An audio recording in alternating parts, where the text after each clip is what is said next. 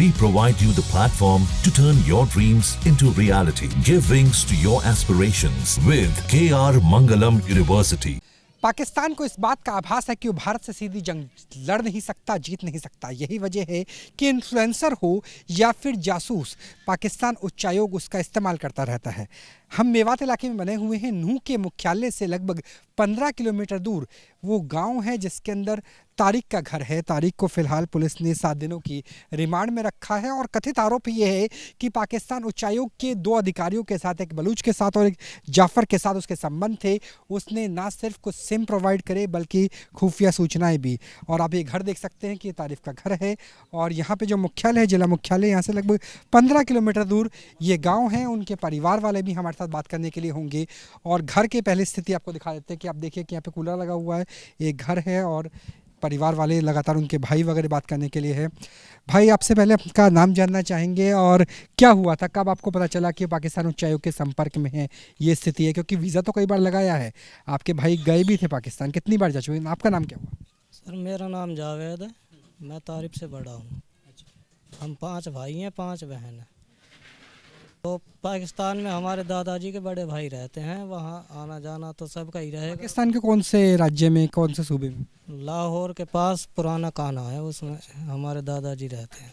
6 भाई थे हमारे दादा, हर बड़ा वाला पाकिस्तान में था, 5 यहाँ पे। तो पार्टीशन से पहले वो यहीं थे, पार्टीशन के बाद वहाँ? हाँ, सन 47 में गए थे वो। तो कितनी बार तारिक वहाँ गए थे? तारिफ जी 3 बार गए हैं वहाँ, परिवार के साथ गया, अकेला कभी नहीं गया वो।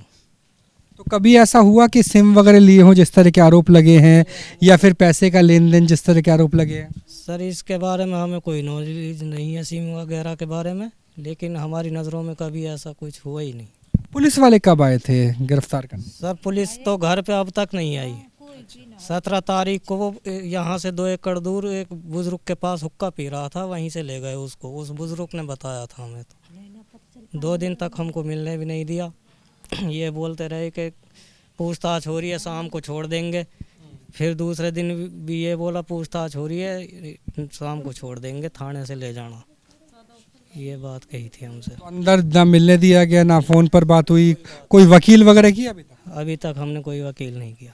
अच्छा, क्या आपका खेती क्यारी का काम है, क्या है? सर, हमारा खेत भी बिक गया है, थोड़ा ही है, रहने लायक ही बचा है हमारे पास। तो तारिफ के यहाँ पर जो परिवार वाले हैं वो हैं, उनकी बहनें हैं, उसके अलावा उनकी पत्नी हैं। आपका नाम क्या हुआ? कितने साल हो गए आपके निकाह हुए? 10 साल हो गए। तो कभी ऐसा हुआ, मतलब जब आप पाकिस्तान गए थे, लाहौर के पास जहाँ पे गए थे, तो कैसे हालात थे, किन लोगों से मिले, अगर आप थोड़ा बता सके तो?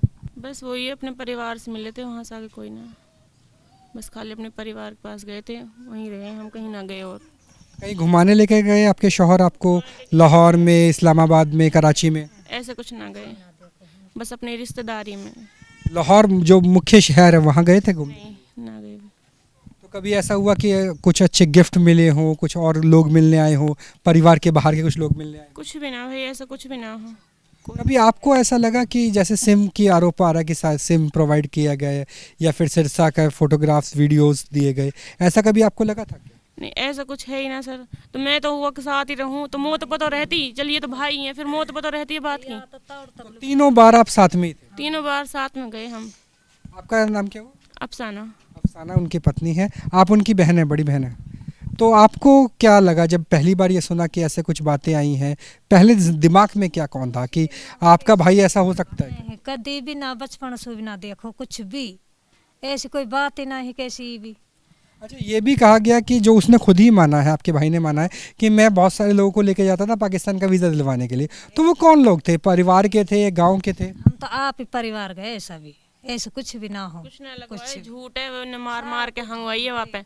वो उन्हें पीटा है तो पीट कागज कोई भी हांग लेगो, वो जबरदस्ती कर रहे हैं उनके साथ। कोई भी कभी भी हमने तो पता जब लगी ही काई ले गए, हमने पता ही ना चली काई बार हम ले गए, कुछ पता ही नहीं। तो जब कोर्ट में पेश किया गया तब आपके शौहर से आपकी बात हुई कुछ? नहीं, हम मिलने ही ना दियो, हमने पता ही ना है कहाँ गए हो कहाँ ना गए हो। हम मिलने भी गए ना, हम मिलन दे रहे ना वहाँ देखने दे रहे। 4 दिन हो गए, 4 दिन से दिखाई ना रहे वहाँ। तो जो इस तरह के आरोप लगा आपके भाई के ऊपर, आप भी उनकी बहन, आपका नाम क्या हुआ? भाभी, आपका नाम क्या हुआ? ताहिरा। तो ये बताइए, जिस तरीके के आरोप लगे, क्या लगता है कि भारत विरोधी हो सकता है, देश विरोधी हो सकता है? क्योंकि इस्लाम में तो ये कहा जाता है कि मुल्क से वफादारी बहुत ज़रूरी है। ऐसा कुछ ना है। तो हम अपने मुल्क में रहेंगे तो हम थोड़ी गद्दारी करेंगे, तो हम तो ही को साथ देंगे, हम थोड़ी पाकिस्तान को साथ देंगे। तो साथ तो हम नहीं को देना, रहना तो हम नहीं ने, हम की देंगे उनको साथ। हम गए भी घूमन गए, मिल आए अपने परिवार से, बस इतना गलत ना करेंगे हम। लेकिन अपने भारत से, अपने हिंदुस्तान से बहुत मोहब्बत। बिल्कुल मोहब्बत है, थोड़ी हम पाकिस्तान साथ देंगे, बिल्कुल ना दे सकें। थोड़ी देर अपनी सरकार दे रही, अपने देश दे रहे, अपने देश प्यारा लगे सभी। तो अगर जिस तरह के आरोप लगे, अगर वो आरोपों में कुछ सच्चाई हुई तो किस तरीके से आप देखते हैं? क्योंकि जैसे उन्होंने, सबने कहा, बहनों ने भी कहा कि हमारा तो मुल्क हिंदुस्तान है, हम तो हिंदुस्तान के साथ देंगे। सर हम भी हिंदुस्तान के सरकार के साथ हैं, लेकिन अगर वो आरोप उस पर सच्चा है तो उसको सरकार सजा दे, अगर वो निर्दोष है तो उसको छोड़ा जाए।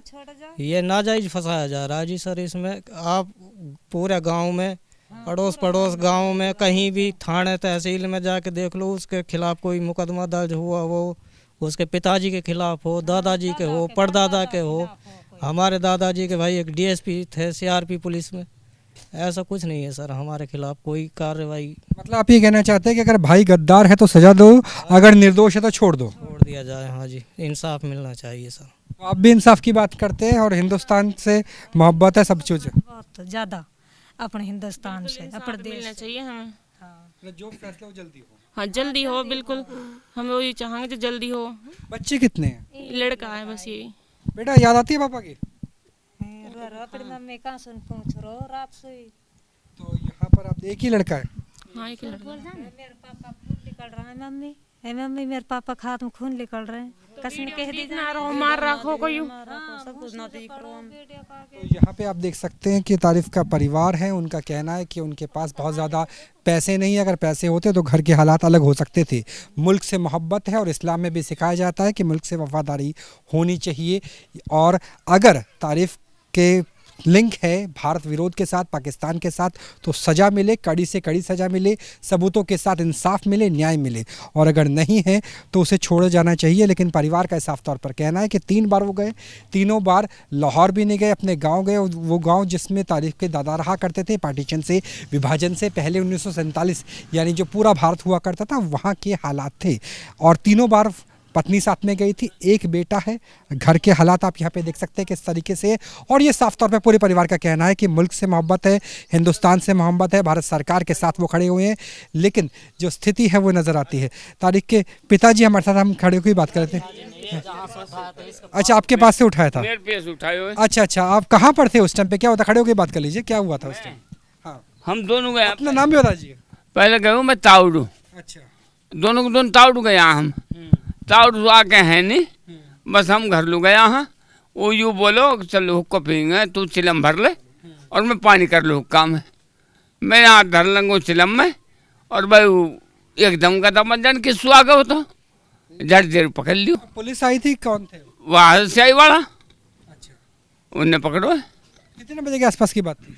यू ऐसे हो कोई 1:30 की टाइम हो, बस 2 की हो रही होगी, बस ऐसे ही। तो आपका नाम क्या हुआ? कालू। तो ये थे जिनके सामने से हरियाणा पुलिस ने खुफिया विभाग के इनपुट के आधार पर हिरासत में लिया, फिर गिरफ्तार हुआ। 7 दिन की फिलहाल पुलिस रिमांड भी चल रही है। देशद्रोह का संगीन मामला यहाँ नज़र आता है। लेकिन परिवार वालों का कहना है कि मुल्क से मोहब्बत है, हिंदुस्तान से मोहब्बत है, भारत सरकार का साथ है।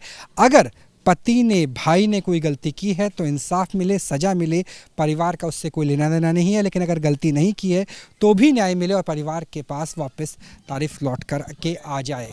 तारिफ और अरमान दरअसल ये 2 शख्स हैं जो बीते 3 दिनों में गिरफ्तार किए गए हैं नूह से। 17 तारीख को दोनों की गिरफ्तारी हुई है और दोनों के कनेक्शन पाकिस्तान उच्चायोग से बताए जा रहे हैं। यानी पाकिस्तान उच्चायोग में कैसे आप सिम लेकर जाएंगे, कैसे पूरा नेटवर्क तैयार होगा और किस तरीके से वहां पर वीज़ा दिलवाने के नाम पर पैसे मिलेंगे।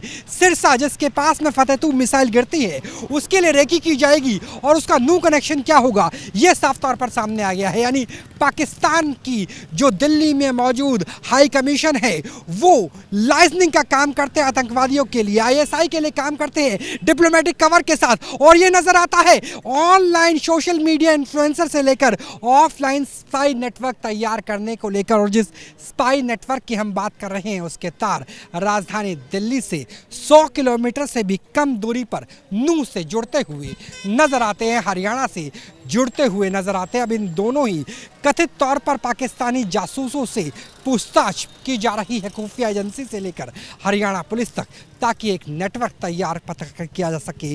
वो नेटवर्क जो खुफिया एजेंसी पटाक्षेप करेगी, वो नेटवर्क जो उसी तरीके से होगा जैसे जम्मू कश्मीर में ओवरग्राउंड वर्कर और स्लीपर सेल का होता है कि कौन कौन से लोग हरियाणा में या दिल्ली एनसीआर में मौजूद थे जो पाकिस्तान के लिए जासूसी का काम करते थे। क्योंकि पाकिस्तान उच्चायोग की तो कोशिश ही ये है कि ऑनलाइन इन्फ्लुएंसर से लेकर ऑफलाइन जासूसों का नेटवर्क तैयार किया जाए और भारत की राजधानी में रहते हुए भारत के खिलाफ आईएसआई की साजिश को अंजाम दिया जा सके। कैमरा सहयोगी विकास झा के साथ राहुल डबास, न्यूज़ नेशन, नूह, मेवात, हरियाणा। न्यूज नेशन अब व्हाट्सएप पर खबरों के ताजा अपडेट के लिए न्यूज नेशन के इस क्यूआर कोड को स्कैन करें।